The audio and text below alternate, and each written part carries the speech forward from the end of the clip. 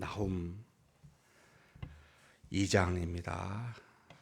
선지서 나훔 2장 1절에서부터 마지막 13절 함께 천천히 봉독하시겠습니다. 파괴하는 자가 너를 치러 올라왔나니 너는 산성을 지키며 길을 파수하며 내 허리를 견고히 묶고 내 힘을 크게 굳게 할지어다. 여호와께서 야곱의 영광을 회복하시되 이스라엘의 영광 갖게 하시나니 이는 약탈자들이 약탈하였고 또 그들의 포도나무 가지를 없이 하였음이라. 그의 용사들의 방패는 붉고 그의 무사들의 옷도 붉으며 그 항오를 버리는 날에 병거의 쇠가 번쩍이고 노송나무 창이 요동하는도다. 그 병거는 미친 듯이 거리를 달리며 대로에서 이리저리 빨리 달리니 그 모양이 횃불 같고 빠르기가 번개 같도다. 그가 그의 존귀한 자들을 생각해 내니 그들이 엎드러질 듯이 달려서 급히 성에 이르러 막을 것을 준비하도다. 강들의 수문이 열리고 왕궁이 소멸되며 정한 대로 왕후가 벌거벗은 몸으로 끌려가니 그 모든 시녀들이 가슴을 치며 비둘기같이 슬피 우는도다.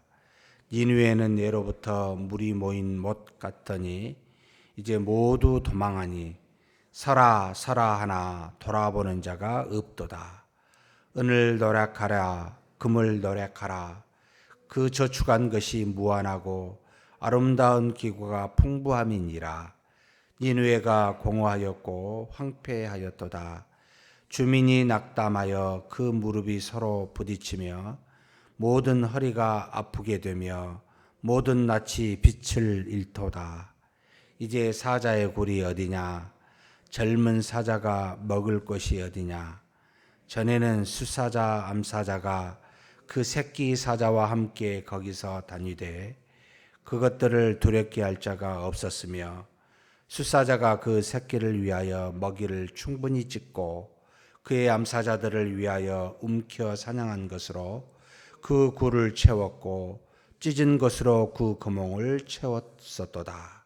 만군의 여호와의 말씀에 내가 내 대적이 되어 내 병거들을 불살라 연기가 되게 하고 내 젊은 사자들을 칼로 멸할 것이며 내가 또 내 노력한 것을 땅에서 끊으리니 내 파견자의 목소리가 다시는 들리지 아니하리라 하셨느니라. 아멘.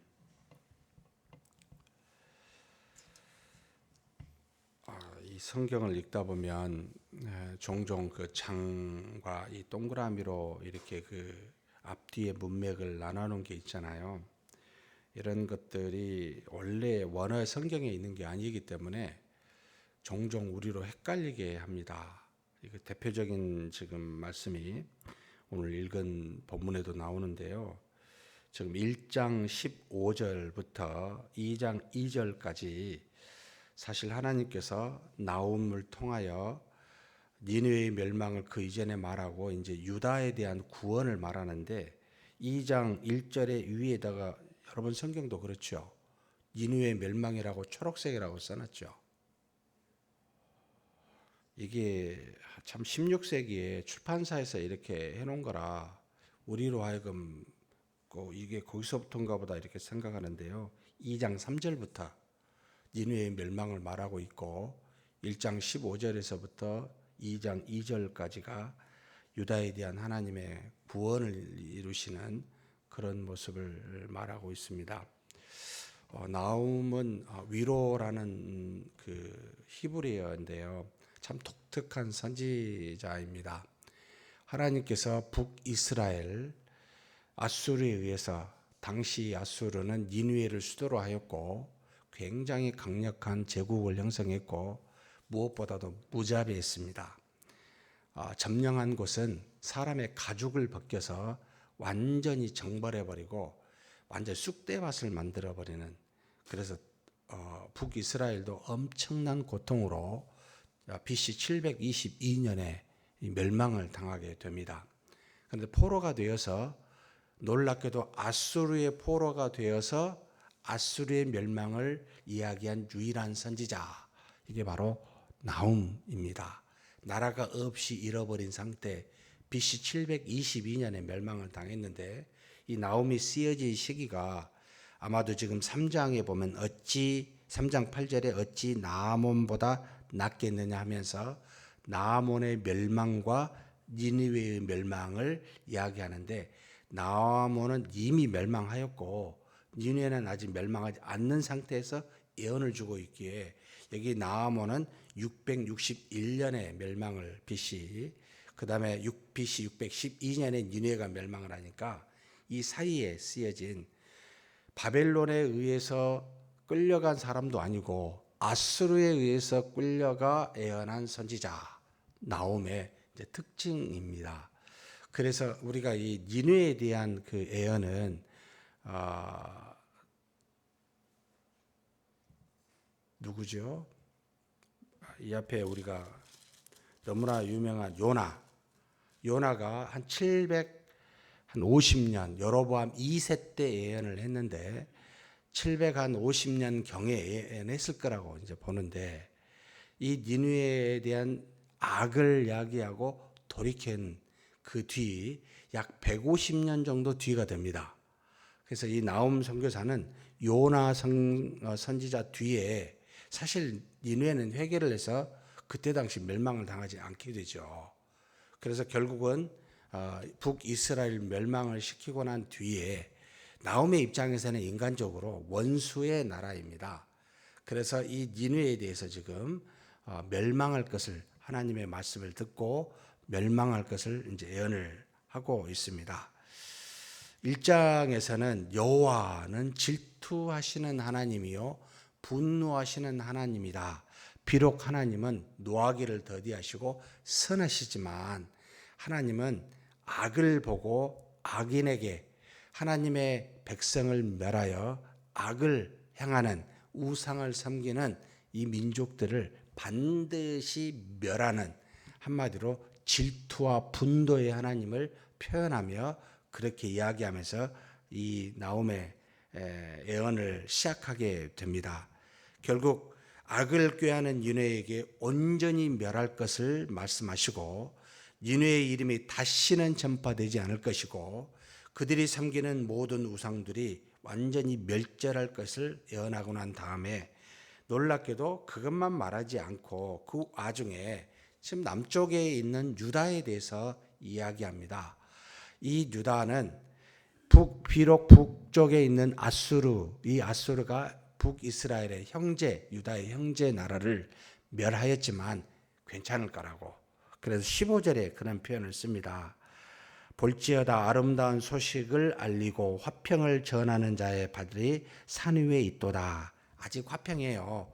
절기도 드리고, 그 다음에 뭐요? 서원을 갚을지어다. 악인이 진멸되었으니 그가 다시는 내 가운데로 통행하지 아니하리로다. 남유다는 괜찮을 거다. 이렇게 지금 이야기를, 비록 이 아수르에 의해서 멸망당하지 않고 BC 586년에 바벨론에 의해서 멸망을 당합니다만 이때까지만 해도 괜찮을 거라고 나홈이 말하고, 그리고 2장 1절에서부터 2절까지는 이제 야곱의 영광이, 결국 북이스라엘이나 남유다 전체의 영광이 회복될 것을, 다시 구원할 것을, 이것은 영원한 하나님의 나라, 즉 예수 그리스도로 인하여 완전히 멸망당할 수 없는 나라를 암시하며, 그 나라를 거의 대부분의 선지서는 다 그것을 암시하며 이야기하는데, 여기 지금 2장 1절에서 2절까지 야곱의 영광이 회복될 것임을 분명하게 이야기하고, 그리고 난 다음에 2장 3절에서 10절까지 니느웨가 어떻게 멸망할 것인지를 아주 구체적으로 표현하고 있습니다. 결국 니느웨는 612년 BC 바벨론에 의해서 멸망을 당합니다. 이 바벨론이 막강한 제국을 형성하게 되는데, 어찌됐든 이 바벨론이 붉은 방패와 붉은 옷을 입은 용사들이 병거를 끌고 와서 멸망시키게 될 거라고. 그래서 강들의 수문이 열리고 왕궁이 소멸하며 왕후가 벌거벗어 포로가 될 거라고. 그리고 모두 도망해서 다시는 돌아보는 자가 없고 그 왕궁에 있는 음과 금이 다 노략을 당하고 니느웨가 공허가 되고 폐허가 될 것임을 분명하게 굉장히 구체적으로 표현하여 그 예언을 말해주고 있습니다. 사랑하는 성도 여러분, 하나님은 정말 이 세상의 역사, 우리 교회 신자들의 역사만 하나님이 지배하고 돌보시는 게 아니라 온 세상의 역사를 주관하시는 분이십니다. 한 나라의 흥망성쇠를 다 주관하신 분이 유일하신 하나님이십니다. 우리는 눈에 보이는 것들에 의해서 바벨론에 의해서 아수르가 멸망당했지라고 이야기하지만 바벨론에 의해서 멸망당하기 전에 적어도 612년인데 지금 한 중간 정도 되면 640년 정도 이게 쓰여지지 않았을까 하면은 한 3, 40년 전에 미리 이야기합니다. 보이지 아니하시는 하나님이 보이는 수많은 도구들을 사용하십니다. 지금의 주변에, 우리나라의 주변에 수많은 강대국들이 자신의 뜻과 의지로 무슨 것을 하는 것처럼 보일지 모르지만 사랑하는 성도 여러분, 기억하십시오. 모든 것을 주관하시는 이는 하나님이십니다. 반드시 어떤 제국도 영원한 제국이 없었습니다. 전부 다 망합니다. 아수르에 의해, 바벨론, 그 다음에 뭡니까? 헬라 제국, 알렉산더에 의해서 헬라 제국, 로마 제국, 팍스라고 하는 이 어떤 그 평화 제국 아래에서 평화를 누리고자 하는 이 모든 강대한 나라들은 전부 다 멸망당했습니다. 지금이라고 안 그러겠습니까? 아무리 강하다고 경제적으로 군사적으로 말한 미국, 인구적으로 말하는 중국, 여러분 멸망당하지 않을 것 같습니까? 단언컨대 멸망합니다. 때일 뿐입니다. 언제일 뿐입니다. 이 세상에 영원한 나라는 역사적으로 단 한 나라도 없습니다. 우리의 민족도 마찬가지죠. 수없이 바뀌었습니다. 이것을 우리가 안다면 정말 무서운 하나님이시구나. 모든 민족과 모든 피조물을 전부 주관하신 분이 하나님이시구나를 알아야 됩니다. 그래서 구체적으로 멸망당할 것을 3절에서 10절에 말하고 11절에서 13절에는 이제 조금 비유로 말합니다. 조금 구체적으로 말하다가 이게 이제 상당히 늘 하나님이 쓰시는 방식인데 사자나 동물들을 비유를 통해서 어떤 상태가 될 것인지를 이 니느웨에 대해서 이야기합니다. 뭐라고 말합니까? 사자의 굴이 어디 있느냐? 젊은 사자가 먹을 것이 어디 있느냐? 지금 니느웨를 조롱하는 거죠. 전에는 수사자가 암사자와 새끼가 함께 다니면서 두려워할 것이 없는 사자가 떼거리로 다닐 때는 전혀 두려움이 없죠. 어떤 동물이 두렵게 하겠습니까? 오히려 모든 동물들이 두려워 떨며 도망했겠죠. 아수르가 그랬다는 겁니다. 니느웨가. 그런데 그들이 사냥한 것이 얼마나 많았는지 굴을 채울 정도라고. 아수르가 얼마나 강대국에서 다니는 곳마다 멸망해서 약탈한 것들이 그 성에 가득했을 거라고. 과거는 그랬었다고 그렇게 이야기합니다. 그런데 하나님이 지금 여기 13절입니다. 같이 한번 읽겠습니다. 만군의 여호와의 말씀에 내가 내 대적이 되어 내 병거들을 불살라 연기가 되게 하고 내 젊은 사자들을 칼로 멸할 것이며 내가 또 내 노래 같은 것을 땅에서 끊으리니 내 파견자의 목소리가 다시는 들리지 아니하리라 하셨느니라. 이 모든 것은 다 하나님이 하셨다고. 하나님이 병사들을 불살라버리고 연기가 되게 하고 젊은 사자들을 전부 칼로 멸할 거고 그리고 노력한 것을 땅에서 완전히 끊어버리고 너희들이 두루 보냈었던 파견자의 목소리는 이제 다시는 들리지 않게 될 거라고 이렇게 말하여 바벨론에 의해서, 바벨론이라는 말씀은 안 하셨지만 우리는 역사적으로 알죠. 완전하게 아수르는 그 뒤에 사라져버리고 맙니다. 사랑하는 성도 여러분, 정말 우리가 얼마나 연약한지, 얼마나 우리가 쉽게 무너질 수 있는지를 아셔야 됩니다. 수가 많이 모이면, 돈이 많으면, 엄청난 역사가 있으면, 땅이 많으면, 여러분, 하나님 앞에 우리가 죄를 짓게 되고 악을 향하여 하나님의 택한 백성들에게 무고한 피를 흘리게 하고 하나님이 아닌 다른 신들을 섬기게 되면 반드시 멸망당합니다. 그때나 지금이나 하나님의 역사는 동일하십니다. 다만 지금은 하나님의 택한 백성들에게 이제 다시는 멸망치 않게 하겠노라고 떠나실 수 없는 성령을 우리 안에 내주하사 우리가 육체적으로는 이렇게 저렇게 환난을 당할 수 있으나 우리의 영은 다시는 하나님으로부터 떨어질 수 없도록 그렇게 은혜를 베푼 은혜의 시대에 살고 있을 뿐입니다. 그러나 이 땅에서 똑같이 이스라엘 백성과 같이 잘못하면 그때는 그들의 영과 육이 다 멸하여 하나님으로부터 징계를 받고 남은 자들만 하나님께 구원을 받았지만 그 남은 자가 지금 우리를 대신하여 증표로 보여주신 것이지만 지금 우리는 우리 육체의 환난을 얼마든지 당할 수 있습니다.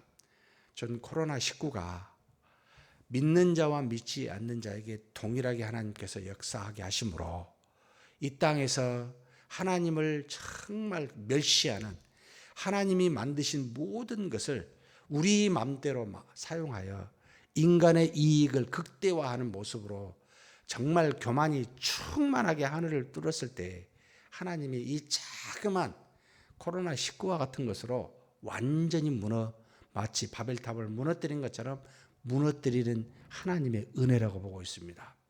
그리고 몸된 교회는 이 악에 대해서 한마디도 증거하지 못하고 오히려 그 악에 따라가 그것을 하나님 앞에 돌이키는 전혀 역할을 못하니 빛과 소금의 역할을 못하니 동일하게 우리에게도 하나님이 그런 환난을 주신 거라고 저는 믿고 있습니다. 사랑하는 성도 여러분, 돌이키십시다. 이게 돌이키지 아니하면 우리는 주님이 오실 날을 재촉하는 꼴이 될 수도 있거나 아니면은 반드시 우리가 이보다 훨씬 더 아픈 고통이 갈 수도 있습니다. 지금 중국에 일본도 마찬가지입니다만 각종 재해가 오고 있습니다. 물난리로 오고 있고 메뚜기 떼로 가고 있고 여러분 한쪽에 물난리가 된다는 것은 다른 한쪽에는 기근이 온다는 말입니다. 보십시오. 어떻게 되나. 정말 이 땅에 더 없는 환난이 올 수 있습니다. 우리의 죄가 얼마나 깊이 하나님을 대적하고 있는지를 깨닫고 돌아서야 됩니다. 우리 몸된 교회가 온전하게 하나님의 뜻을 알지 못하고 언제까지 우리 중심으로 벗은 자들의 모습과 같이 말만 하나님이란 이름을 썼지 우리의 삶의 원리나 사고의 구조가 삶의 방식이 동일하다면 여러분 반드시 징계하십니다. 왜냐하면 성경에 나와 있는 하나님은 비록 노하기를 더디하시고 나홈이 말한 것과 같이 선하신 하나님이시지만 그러나 질투하시는 하나님이시요 분노하시는 하나님이시라는 걸 분명하게 보여주셨고 그렇게 역사적으로 일하셨기에 이 하나님은 한결같다는 것을 우리가 알기에 사랑하는 성도 여러분, 이 시대가 악하면 정말 사사시대처럼 하나님이 징계하여 울고 하나님 앞에 회복하여 자복하여 나올 때까지 그 징계를 끊이지 않으실 겁니다. 이것을 이 시대를 분별할 만한 지혜 있는 자가 과연 얼마나 될까요? 사랑하는 성도 여러분, 코로나가 없어지고 치료제가 나오고 우리 먼저 이것을 다시 회복할 수 있는 길들을 바라야 될 상황이 아니라 어떻게 하면 하나님의 이 뜻을 발견하여 어떻게 하면 다시 하나님 앞에 바로 설까? 이걸 고민할 때입니다. 지금 여러분 육체적인 생명이 10년을 더하면 뭐합니까? 악을 행하면요. 단 하루를 살더라도 하나님의 뜻에 합당한 삶을 사는 것이 훨씬 더 중요하지 않겠습니까? 100년을 하나님 앞에서 악을 사는 것보다 하나님의 성전에서 단 하루 문지기라도 내가 하나님의 성전에서 문지기로 하루를 살더라도 그것이 나에게는 감사와 기쁨이라고 그렇게 시편에서 여러분 고라의 후손들이 고백한 것과 같이 그런 마음을 우리가 가져야 되지 않습니까? 여러분 정말 코로나가 무서운 게 아니고요. 그걸 주시는 하나님이 무섭다니까요. 코로나의 대책에 이래저래 하는 거 정말 웃기는 겁니다. 우리 인간으로 보면. 하나님 보실 때는 웃기는 겁니다. 이게. 그게 아니고요. 우리가 정말 하나님 앞에 바로 선 게 있는가? 잘못한 게 뭔가? 하나님 앞에서 정말로 기쁘시게 할 만한 게 뭔가? 많은 사람에게 유익이 되고 사랑을 주고 하나님의 은혜를 끼칠 만한 게 뭔가? 이런 고민을 해야 되지 않습니까? 어떻게 하면 코로나 이 문제를 안 걸리고 어떻게 하면 이것을 예방하고 참 답답하죠. 아무도 모르는 보이지 않는 것에 대해서 여러분 어떻게 막습니까? 예? 걸리고 싶은 사람은 누가 걸리고 싶어서 그랬겠습니까? 어떻게 막습니까? 인간적으로 최선을 다한다 하지만 이게 어찌하여 하나님의 손안에 있음을 이렇게 모른단 말입니까? 어떻게 그 믿음을 못 가집니까? 하나님이 우리의 생사를 주장하시고 모든 세계의 흥망성쇠를 주장하시며 여러분 칼빈이 뭐라 그러냐면 바람이 훅 불으면 먼지가 이리 날까 저리 날까 우리가 보이지도 않아요. 먼지는.